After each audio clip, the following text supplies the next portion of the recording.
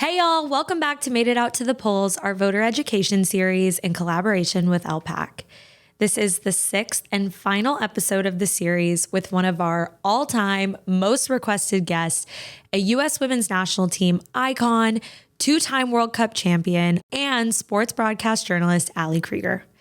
Ali has an incredible legacy on the field, but one of her greatest victories is her involvement in the Fight for Equal Pay lawsuit, which resulted in a $24 million settlement and the Soccer Federation's pledge to equalize pay between men's and women's national teams in all competitions, including the World Cup.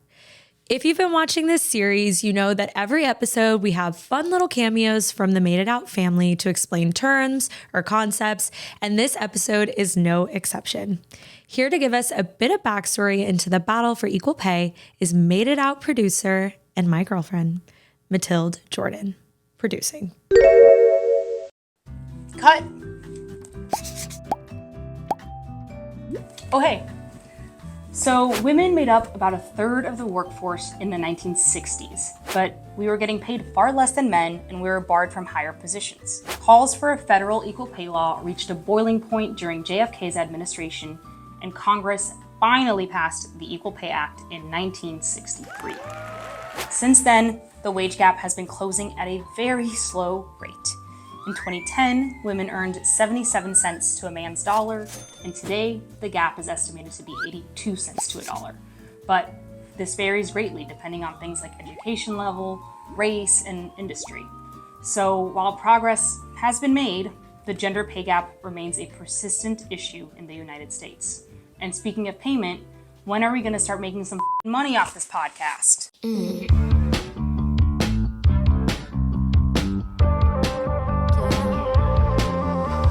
Thank you for being here. Thanks for having me. I'm so honored to be a part of this. Can we start just kind of with your upbringing, where you're from? What did your family look like? Yeah, so I grew up in Northern Virginia, and I had two parents who led this really healthy athletic lifestyle. I grew up with a brother who's only 13 months older than me. His name's Kyle. I think a lot of people might know who he is, but he was amazing. He was such a great asset to me in my childhood because I could just do everything together with him, and I always wanted to kind of do whatever he was doing. And so he helped me get into sports in general and soccer because he loved it, and then I just wanted to do whatever he was doing. So it was really exciting to have kind of that partnership with him and that friendship over the years, because then we became best friends. And so I was glad that, I had him in my corner growing up. I had everything at my fingertips, really. Like, we played a lot of sports. We were engaged in the community. My parents were both educators, and so they were really, popular in the school system. And my dad was also a coach, which helped me get into soccer, which led me to, where I am now. And I just enjoyed living in Northern Virginia. I think it was, a diverse place, but I think like my small neighborhood that I grew up in was somewhat vanilla. And so the visibility just wasn't really there. Yeah. So I think that's, a part of why I'd struggled with sexuality kind of growing up. Yeah. Mm-hmm. You said your town was vanilla. What were the conversations around queerness? Did you even hear any at all? No. No conversations of queerness, no conversations of like sexuality and just how people felt in relationships and forming friendships and just having deeper conversations about who we are just as individuals. And I guess same-sex relationships at the time. It wasn't homophobic. It just wasn't, I didn't know anything of it. And people don't know what they don't know. And so I think my brother came out to me in high school, like senior year of high school, like his spring break, like after spring break, like ready to go on to college. And the way I reacted, thankfully, was just, oh, amazing. Like, I want you to love who you love and be happy. And so there I thought only men could be together. I had no idea that two women could be together. So I go on to college and I'm like so confused. Yeah. Because then some of my teammates were gay and or queer and were dating each other. And, I met other lesbians within the school and I was like, wow, this makes a lot of sense now. Like, why am I'm not as confused. I'm like, this makes sense of why I was acting the way I was in maybe high school. What were those things? How were you acting? Just not as understanding of who I was. Like I just was a little confused at why I was maybe not as attracted to a lot of the boys that were in the school. Like I was somewhat prude in high school, and I didn't really understand why. Like it wasn't like an interest for me to go out and date guys. Not that I was like thinking I was really attracted to women either. I was just like super confused at like how I felt and why I felt that way. Maybe that's other traumas that I grew up with, but like that's maybe another show. But I think like it was really difficult for me to really understand myself in high school because nothing was visible for me. So when do you feel like you came out to yourself? I think in college, because I did feel like I was bisexual in college. I was dating a guy for about 3 years. He was also an athlete. But I also had interest in other like friends that I met over the summer playing soccer. And I was just like dabbling in that and really trying to understand my sexuality. And I didn't get it. I was just like, what is going on? This is how I'm feeling with her, but I like really love him. But I could see like an emotional connection with her, and it's like so much better than with him. I was just, just so like out of touch with, how I was really feeling.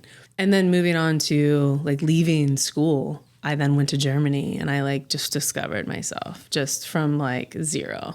Like I was like, I need to go, and you can be anyone you want to be, really. Yeah. When you leave, I don't know if I was running necessarily from everyone, because I could go and I felt free enough to just be myself and to choose who I wanted to be, and kind of start fresh. Totally. With this new like mentality and this new outlook. I was like, okay, I'm just going to go and I'm going to explore. I'm going to play soccer at a really high level. I can't wait for that. But also I want to find myself, and I need to like dig deep, especially in a new country, a new place with new people, new culture, new food, new all the things, new experiences. And that was really enjoyable. Like that's why I stayed for 5.5 years, because I was just like, I could be who I want to be. And I kind of rediscovered myself. It seems like such a pattern with queer people that once you kind of get away and just can be like, okay, hold on, stop everything. Yeah. That you kind of come into yourself and start to like quiet the noise and figure things out. So that doesn't really surprise me. Yeah, it was really scary though too, because it was such a risk. I was just going by myself overseas, and I was 23 at the time. So I was like, I don't know what I'm jumping into. Like, this is crazy. Yeah. But like that risk led me ultimately to my dream job and to like who I am now, which I'm like, that's why I just love Frankfurt. And I feel like I'm so grateful for that opportunity. Yeah. And it seems like you were jumping into somewhat of a safe place, considering soccer seems pretty gay to me. No, I feel like there's a lot of gayness in soccer. Yeah. There's a lot of queers in soccer, and it's really a welcoming sport. I'm curious because I have heard that maybe sometimes there is not, or there are players who are kind of anti. Have you ever experienced homophobia within the soccer community? Yes, I have. I've never been discriminated against personally, but I've obviously had teammates who have been, and it's super unfortunate because it's a space that should be super safe for everyone just to love what they do and enjoy and have fun, and be a part of something bigger than themselves and bring their full selves to the table, because that's how teams are successful, is when everyone can just be themselves and really enjoy it and love it. And I think that it's the leadership's position, like the coaching staff and the federations and organizations, to create a safe space for everyone to just thrive. But that's not always the case. And you have maybe some teammates who are also homophobic in and around those organizations. And we've had that in the past. And I think as players, we kind of come together and say, listen, like this is a space for, respect and trust and equality and inclusiveness and diversity. And this is the direction that we're going. And if you don't want to be a part of it, then like, see ya, the door's there, because this is where we're going, and this is the platform that we're going to use, and this is the task at hand, and everyone has to be into that. Obviously, they're coworkers. You don't have to love your coworker and be best friends with everyone, but you have to respect each other. And I think that is a result of why we won so much, is because we were so close and we respected everyone as individual human beings first, and then as, coworkers and players and footballers. As someone who was kind of still in that figuring out of yourself and in that like fresh time, was that hard for you, like to reconcile those two things? So yeah, it was difficult because I, fell in love with a teammate, and you don't always, one, you're like already struggling with your sexuality. Excuse me. You're already struggling with your sexuality at this point. And you're like, oh gosh, I don't know if I want to like tell my teammates or tell my boss that I'm like queer and I'm feeling this way. And then let alone I met someone on the team where we were friends for the first year, like built a really good friendship foundation, and then ended up like, turning that emotional connection into physical. Mm-hmm. And I was so attracted to her and what we had built. And so I was like willing to just give it a try. But then I was like, shit, like she's on my team. Yeah, like, it's a coworker. How am I his coworker? But I also dated a woman in Germany who was also on my team. So I was like, is this like a thing? Like what? I would imagine that's a thing. But then you start figuring out, okay, well, you spend so much time with these people. You spend so much time together in camps and in training and week to week and on games and weekends. And it's like you have a similar schedule and they have an understanding of what you do and how you show up. And, just the extent of that job in general is like so difficult to break down to someone who's never been in it. Mm-hmm. So it's hard to date outside of that, really, unless you've already met somebody through high school or college and you just kind of continue this relationship throughout the years and they kind of already have an understanding, right? They've been there since day one.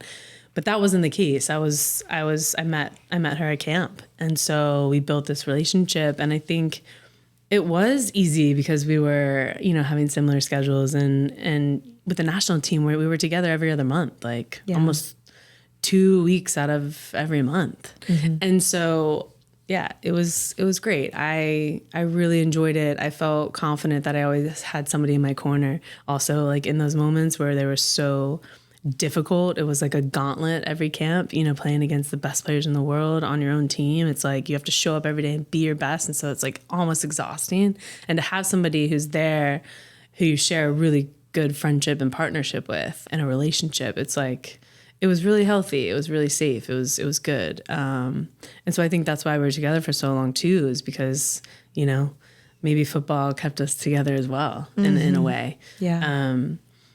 But yeah, there's also other relationships within the team, and it's just, somewhat easy to, build something with someone who you're with consistently every day. I'm curious though, to the coaches and the federation, like, was this something that they were okay with, or was it like just happening so much they were like, okay, fuck it, like y'all just stay? I mean, there's not like 8 couples on a team, but like, there's a couple at least, and in our case, I think we had 2 different couples on the team at the same time, and so it wasn't a thing really. Yeah. Some coaches that I had over the years were also a part of the queer community, so it was just they got it. They were like, yeah, they're like, we understand, but I think at that level, there's already an understanding of, hey, I'm choosing you because I know you're good at what you do, but also I know that you're professional, you are respectful, and you're going to do, your job and do it well. Like, this is why I'm bringing you in.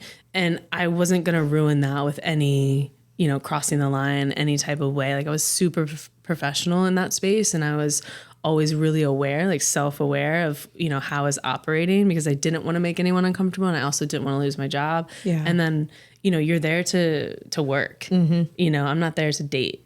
Like, I'm there to, it just happened that way. Yeah. So I think when I went into camp, it was like camp mode. It was, I'm here to show up to win and to be successful and help this team do whatever it takes to win. So I was super like focused on that. And it wasn't necessarily that focused on like relationship. Yeah. What was it like taking that leap and now being queer in the public eye? It felt amazing. It was so scary. I was afraid I was going to lose everything. I was afraid I was going to lose my job on the national team, club team, sponsorships, everything. I felt like I was, and that was what was holding me back. My friends and family knew, my teammates knew, my coaches knew, I'm sure the federation knew, but it was never public. And so when I got engaged, I think that was the moment where I was like, you know what, F this, like, I'm just going to go for it. And if it works out, great. If it doesn't, like, so be it. Like, I'm going to have to go find another gig and figure out, but at least I'm happy and at least I'm my full self and at least I can show up every day and be who I am and be authentic me. Yeah. And if you don't like that, like, fine. But like, I'm still good at what I do. So that shouldn't have anything to do with, why I'm here. Yeah. And then the straight straight women on our team, wouldn't have to come and be like, hey, I'm straight, like, and announce that. So I was like, well, what's the difference in us being who we are? And there shouldn't be any labels. It should just be show up, do your job, do it well, and, thank you very much. Yeah. But that's not always the case. And so in reality, in the back of my mind, I was very nervous about making the announcement.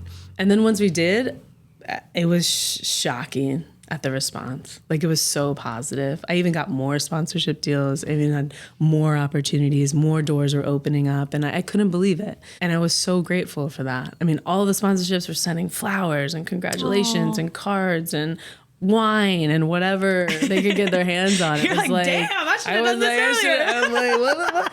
I'm like, why did I wait so long? Then encouraging all my other teammates to do the same. Come out, look at all the shit we're getting. No, but then because you just feel like you're finally yourself, and you can be who you've always meant to be and who you've always wanted to be. And that is so exciting, and it's so fulfilling and rewarding when you can show up to work and you be your full self, because then you're giving your teammates everything. You're giving your federation everything. You're giving your coaches everything. 10 times more than what we were doing when we were kind of feeling like we were hiding. You're giving the fans more. And then you're connecting with the fans more. So then they say, oh my God, she's more relatable now. She's more, she's herself. Like she's like me. Yeah. We're very similar. And so we can share those experiences. And I think that was really special for a lot of the fans too. They're like, oh my God, because you came out, I was able to come out to my family and to, my coworkers and my boss. And then, and I felt like it was like a collaborative experience because we were helping each other. And I think anyone who said that to us at games or training, like, it was so inspiring for me to continue to be who I was. Yeah. And who I am. Because I was like, this is the reaction. I'm like helping save lives and helping people be who they are and live their authentic life. Like, I'm going to continue to do that for myself. Yeah. Wow. That's so beautiful. And there's nothing like that baby gay high. I know. It's just, I would give anything to feel that again. The doors were like being opened for me, and I'm like, oh, okay. Just by one announcement, it was incredible. And, the response to since then has been wonderful. It's not even a thing, it's not even a thing anymore. And it's just, I'm Ali, and this is who I am. And it's refreshing to show up every day and just, be my full self. And people have been amazing. I love this. This is so great, y'all. Yeah. But not every story is like that, right? Like, yeah. I feel lucky that I'm able to sit here and say that, because I don't think, my brother had the same story and the feeling, I guess. Maybe he had struggled a little bit too, because he was a lot younger. Yeah. So, it's just, I feel grateful that was the response. Yeah. He paved the way. Right. Yeah. Okay. He's like, are you just copying me? Like, do you just want to be me? You just like, wanna what be are me? you? Can I just have something on my own? Like, can you not just do everything I do? Okay. So you are like accomplishing these big dreams. You're on the team that you want to be on. You're winning World Cups. And you find out that the men are being paid like so much more than you. And actually our resident soccer expert, Cage, who's on set today, has let me know, like, the men were not even good. No, like, they're not. Just saying. And you guys are out there winning World Cups. Because there's a World Cup coming up. So they need to, figure it out. But we have a new coach now for the men. So I'm hoping that'll be the start of their success. Okay, well, either way, they were getting paid and y'all weren't. They're going to be fine. Exactly. But how did that feel? And like, did you come on ready to, take on that fight, or was that scary to want to take on that fight? What did that look like? Yeah, it was definitely scary, but we knew it was needed because we were so tired of not getting what we deserved. And it also boils down to respect, and it's just equity and equality and just feeling appreciated because we are enduring the same amount, like I had mentioned, mentally, physically, emotionally. And on top of that, we're winning championships and World Cups and Olympics. And we were like, well, what are you doing over there? And you're just showing up and you're getting paid a shit ton of money. And we're, just like, getting 2 doll hairs, every time we show up. And it's like, we're actually performing, we're showing results. and we're bringing home championships and gold medals. So like, what's going on? Yeah. We were tired of it. And all the women and all the footballers who played before us, had fought every single year for no matter what it was, they fought for something and they did it together. And that's what helped us, have this opportunity anyway. And so they continued to pave the way. And then we just took on the torch and we were like, listen, we're going to continue. And we are so tired of not being paid and feeling valued and appreciated for what we do and give every day. Like, let's take a stand. Yeah. Let's fight together. We have more power in numbers and this is what we deserve. And if we don't do it, who will? Yeah. So we just came together one day and we were like, let's go. Like, let's do this. And I don't think people realize how bad it was. Even just the accommodations, the hotels, the plane rides, the middle seats, the food, just the quality of everything. And even like, it's not just about accommodations, resources, like, it's also like the merchandise, disparities. There's also just like, pay, obviously. I mean, there's other inequalities that were going on that were just like, what is this? Mm-hmm. On top of all of that, we were winning. And so it's like, we were doing all of that and also showing up every day and being our best and bringing home gold medals. So like, we felt like, okay, this is time. Yeah. This is time we do something about it to make it a little bit easier, not only on us, for other women in other industries. Like, this isn't just about us as individuals or a team. Like, this is about women in general. And then also the younger players coming up behind us. Like, we have to take a stand. We have to change. Did you feel I'm just curious, because you're essentially suing your employer. Mm-hmm. Did you feel that on a day-to-day basis? Yeah. We were very nervous. Yeah. We were very nervous, but we knew that they needed us more than we needed them. Mm.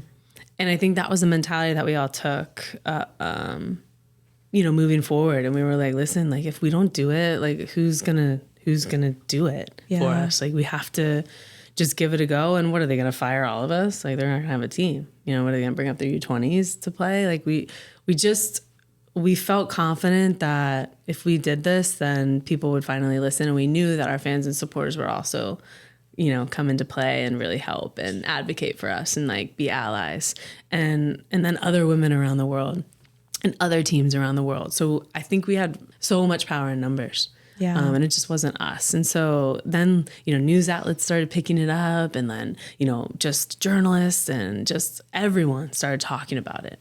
And so they were kind of backed in a corner, to be honest. We knew we had started something very real. What has happened since? So we won, but obviously it's still not, the work is still not done. Yeah. Like, there's still a lot that we can improve. But we did win the lawsuit. We were in, I think, federal courts for 6 years and then in litigation for about 3 years as a team. And so it was basically like most of the chunk of my time on the national team. And then I think in 2022 is when we signed the new CBA, and then equal pay was official, and it was already when I was retired. So I was like, damn it, you're welcome.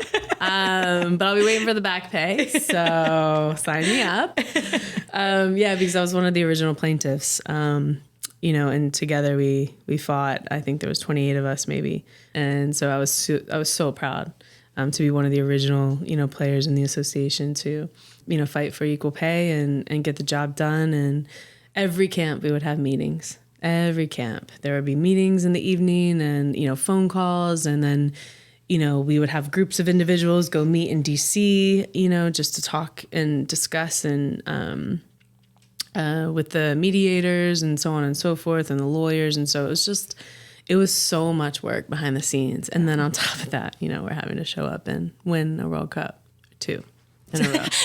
So during that time, it was insane. That's insane. But anyway, it was a really great experience. It was so rewarding. And now we have fought this small piece where now a lot of players who are coming behind us can just get, bigger value for what they bring. And that was the whole idea. And then you start seeing women in other industries fighting for themselves and in groups. And not being afraid to speak up for what they deserve. And that was something that was even more special, I think, for all of us to see. We then started seeing support from, other female teams across the world. It kind of turned a spark in them and like turned a light on to see, okay, well, we're also not getting paid what we deserve. Like we're also enduring the same amount as our male counterparts. We also are, having this issue within our federation. So what can we do to, fight for ourselves and fight for more? So it was really exciting to see kind of all of the women and the other footballers around the world kind of come together in a way, because usually we just suit up against each other and we're just opponents. And on the day, it's like win, lose, or draw, and that's like the focus. So it was nice to kind of encourage each other to fight for one another. And then you could see some of the male teams within those countries, fight for their women's team as well. Like specifically, I could remember Norway. I think their men's team told the federation, hey, we're not going to even play this game unless you start paying the women the same amount. And it was just so encouraging. And that was so refreshing to see, our male counterparts, fight for their women's team as well, and kind of support them and show that they cared and for equality, just period, and respect. And I think, that was really special to kind of see from the outside of other federations kind of doing that. And I know Spain did the same thing. I think Denmark had done that, Sweden, of course. And so those were just a handful of many teams of their male counterparts that really helped kind of push this along for them. It's so crazy just to hear how much it takes to create the change. Right. Like just how many fucking people have to stand up and say like, this is not okay. And how it does take men too, to be like, fucking fight for us. Exactly. Like stand up for I was us. waiting for our men's team to be like, listen, like whatever like stance you want to take, like, some of them have daughters too, and, other women in their lives that, are fighting the same fight. And it was, a bit confusing for me to not, see a lot of them really stand up and fight for us and next to us and, help push us along. I can understand, we're also under the same umbrella, but when I saw other men's teams do that and they're under the same, federation, I was a bit confused at why, a lot of our men didn't really show up for us. And so that was really hard and that was difficult, but we were like, listen, we're going to continue to do this fight with or without you. And we're going to win. Yeah. And we're not going to settle for the word no. Yeah. We're just going to keep knocking on the door and keep fighting for what's right. And hopefully at some point, we'll create this change that we've always wanted. Wow. What has life looked like after soccer? It's been a transition. Yeah. It's been hard. I think I miss the game so much. And I love saying that because it's the truth. And I think a lot of us say, oh, I don't miss it. I'm like totally fine. I'm good. Like, it was a great time and I'm just so ready for the next phase. But it's like, actually, it's okay to miss the game that you loved and try to perfect for over 30 years. Like it's a part of you that will always be there and it's what you know best. And in the grand scheme of things, it gave me everything that I'm able to have now. And so I credit, the sport so much because it has given me everything that I'm able to jump into and other passions now. And I think the transition has been hard. It's been good because I've been able to just now kind of talk soccer with broadcasting, analyzing. And that's been easier than, kind of going off and doing something completely different. Like, yeah. I don't know. I say this often, like plumbing. Like, why would I take up something? Like they probably make more than I do. Wow, what a headline that would be. But like, it's like I might as well stay in the game somehow, and that was the goal. Like I always wanted to do that. So talking soccer now at the ESPN and doing the Football W show has been great to engage everyone and just make sure you tell stories of players and really get to know players and personalities, off the field as well. And I really enjoy that aspect of it. Because I think that's so important for fans and supporters to really have a better understanding of, what makes players tick and why they're able to stay at the level that they're able to be at for so long. Because it's sometimes easy to get here, but that's what's most difficult is actually figuring out a way to stay here. at this level. And so I think it's interesting to kind of dig deep into those stories. So kind of, speaking to players and talking soccer, I mean, I love it. It's a really good transition. I have also more time for my kids, which is the most important. So I can take them to school. I pick them up from school. We play all weekend. It's great. Like, I think my employer has been super supportive in that aspect as well. I've been super grateful. So yeah, things are really good. I can't complain. I have more time, now to go and be with my family and my friends and do all those activities and events that like I never could do before, like holidays and birthdays, even funerals or weddings. Like, there's things that you miss over the years. And I don't want to say it's a sacrifice, because it's technically like it's your choice, right? It's a choice to go do what you love to do. And so I didn't mind it, but it affects you in some way. So now I have more time to do all those amazing things. Does the Federation do anything to help that transition? They do now. I think also NWSL might provide a little bit more help, because they, have career services that they provide now. You can just, leadership services, broadcasting services, and then coaching courses that they provide for free. For a lot of the players, which I even took that when I wasn't on the national team for like a couple of years or a year and a half. I went on and got my coaching license, my C and B license, which was a great opportunity to like connect with other players in the league, and then also just, do that for free. And having that option for women was really exciting, because we do need more female coaches. And so I think that just the league providing that for all of us, and like maybe, what's next, life after sport, is really healthy. And it's such a good idea. US Soccer, maybe monetarily, like provide, you have your 401ks and you have like retirement plans, and you now like that's being implemented, and family plans and things like that. So that's more of that angle. But I think the NWSL does an excellent job with trying to prep players for the next step and the next phase, because you really never know when it's going to be. You just have to like start thinking about that. Obviously, we don't make as much as our male counterparts in any other sport. So it's like, we gotta plan for what's next. You gotta plan for another gig. You gotta like figure out, okay, well, what am I gonna do after I retire? I gotta like have something, to lean on. Yeah, which is so frustrating. Yeah, because if I played baseball or if I played basketball, I'd be like, or American football, I'd be like, you're chilling. I'm chilling. I got like, I don't know, I'm continuing to get money from the league probably, right? It's like they have this great plan for life after sport, and we don't have that just yet. Yeah.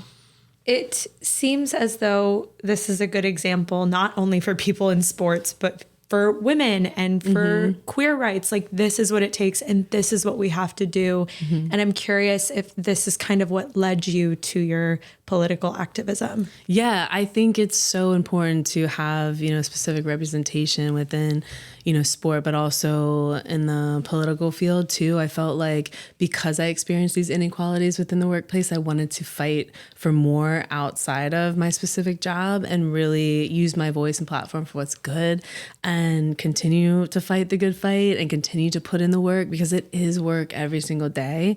And until we see that change and we see equity and inclusion and equality across all industries, I wanted to continue that. And in my small little puzzle piece that I can control, and that I can also affect in a positive way, I wanted to do that. And so that's why I've been more interested. And obviously, when Joe Biden was being elected, and then obviously now Kamala, and kind of this transition of possibly having our first female president in office, it would mean so much to all of us to feel like our country can kind of take a turn and start actually collabing and working together rather than being so divided. And I knew that if I could fight for equality in my field, then maybe I can kind of take those lessons and that knowledge that I've learned there to really, encourage other people to do the same. And so why not continue that fight for, my kids and their future life, and also just the rest of my life and what I believe in and what I want to achieve. So yeah, I think that's what was really interesting to me. I feel like if you really fight in numbers and you have power in numbers, that you can really, do great work. And so I just want to encourage everyone to continue that work. And once again, if you don't do it, then who will? Yeah. Can you talk about some of the work you've done with Athlete Ally and some of the work that you've done with LPAC, which is who we met you through? Yeah, exactly. So I think with Athlete Ally, who they just want to provide a safe space for, equity and inclusion within the workspace, and specifically in women's, soccer and sports. And so, and obviously they fight for the trans community extensively. And that's something that was really attractive for me because I'm obviously an advocate for that. And I, represent the queer community within sport and within teams. And so with the backing of Athlete Ally and making this an important topic for people to have a better understanding of why kids just deserve to play the sport that they love while being their authentic self, because a lot of these kids who are trans don't feel safe and they feel discouraged playing the sports that they love because they don't feel accepted. And so I think Athlete Ally is really trying to provide them with this platform to feel more confident, feel more motivated to just enjoy for those however many hours that they can. So that's really exciting work. And I think they can kind of see that representation at the highest level. And that's so encouraging, I think, for a lot of our trans young athletes. Yeah. Thank you so much. Yeah, I really appreciate you. We have one more thing. Okay, I'm ready. Okay, we play a game. I love games. So it's called You Haul or You Ghost. Okay. They don't understand the rules of offsides.